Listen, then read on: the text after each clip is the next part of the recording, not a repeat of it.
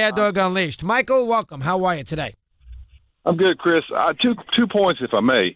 I think that you're kind of not giving New England's offense their credit for what they put on. You look at what Philly did against Atlanta in the playoffs and what they did. The offense, they scored 40-something. They scored 35 points in the game. No issues with their offense. I did not like, what do you want me to tell you, Mike? They had a good offense. They played great offense. He threw for 505 yards, for crying out loud. I didn't say anything bad about the offense, did I? You got it done. Don't you think you're cutting New England a little short? No, Mike must be something happened to Mike's. Get him back up, Pat, if you get a chance. No, I'm not. Man, New England did a great job. They scored plenty of points. I'm not getting on New England at all offensively. Now, defensively, they were terrible.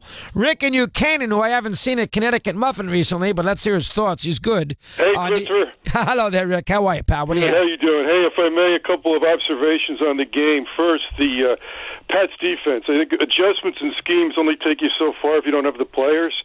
And I think their defense this year was a shell of what it's been. You look at who they didn't have. They didn't have Hightower, Ninkovich. They didn't have Chris Long. They didn't have Branch, and throwing Butler. I just don't think, that they were up to the test this year. Excellent point. It's almost like he gets so much credit defensively, you almost forget he has to have good players because he's so interchangeable. He's almost got too cute by half by trading guys like Jamie Collins. They lost some really good edge rushers. And if James Harrison is your marquee player, you got a problem on the edge. And he did nothing in the game. Zero. Go ahead. Second observation, I thought the most important series for Philadelphia was their first series of the third quarter after the Patriots scored. Yeah, they went right back down the field. That was important. They went right back down the field, and they converted 3 third downs on that series. One of those to Aguilar, who broke the tackle, which is a huge play. And the third one to Ertz, and then the 3rd and 6 to Clement on the touchdown. Excellent. Was that 3rd and 6 to Clement on a touchdown? Yep. He's a good player. He can catch the ball out of the backfield. He's a very, very good very good little running back. All right, that's number 2. What's number 3? Number 3, just a little bit of a trivia. I thought they didn't mention it, but I thought it was pretty interesting that Graham is a Michigan man. That's a nice circle to it. Second a Michigan man.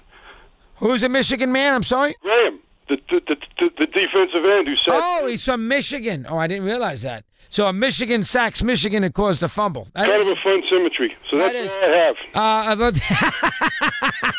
What do you mean that's all you have? You're just getting started. How about the Malcolm Butler situation? Let me hear your thoughts on that. Go ahead. It's a typical Patriots. I mean, there's always something. I mean, they just have a basic tenet that I think if you cross the line, you're done.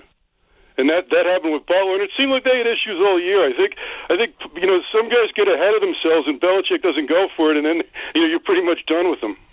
Would you have a problem if you're a Patriot that, in fact, Butler, your best defensive player, wasn't out in the field there in this whole 4-quarter game? I don't know if he's your best defensive player, but I think you know that going in if you play for the Patriots, so I wouldn't have a problem. So you'd be okay if you also played in the Patriots defense that Butler didn't play one play in this game when you were getting torched. You'd be okay with that? Yes, because that's a tenet of how they operate. That's how they roll. But, as I said, they've gotten 2 by a half over the last couple of years, and I think it's cost them. Your take on how many championships the Eagles now may win. They got a big monkey off their back. Here comes Wentz. Peterson can coach. They might be good for a long time. How about that?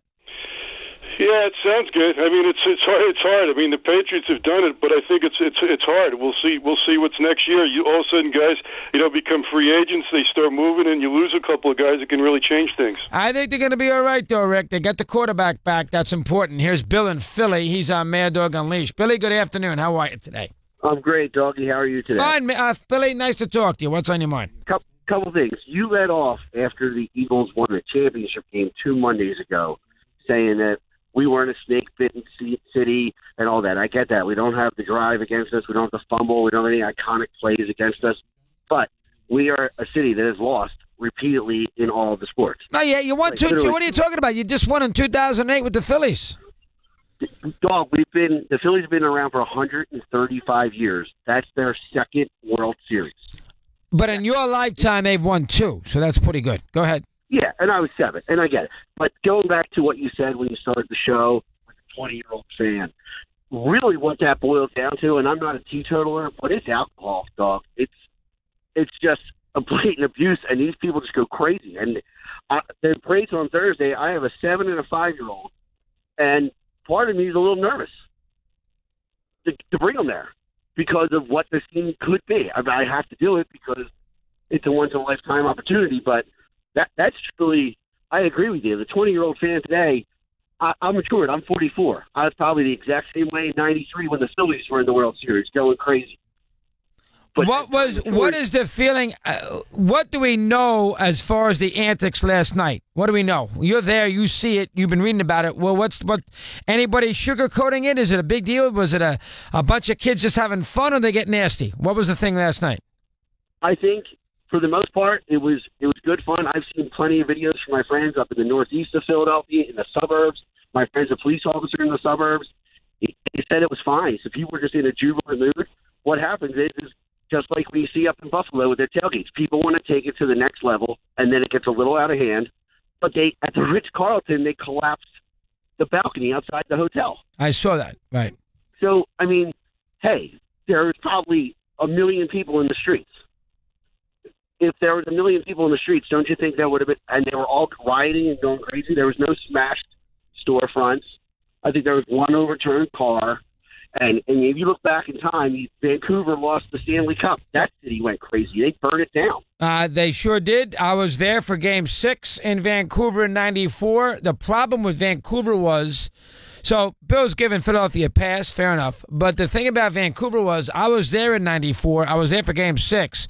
Vancouver that night thought they won the Stanley Cup. When they beat the Rangers to force a Game 7, they won 3-0. They thought they won the Stanley Cup that night. Then when they lost 3 days later, in reality, no, you didn't win the Stanley Cup. You forced a Game 7, and then they went crazy. 9 in front of the hour. We continue here on a busy day on Mad Dog Unleashed.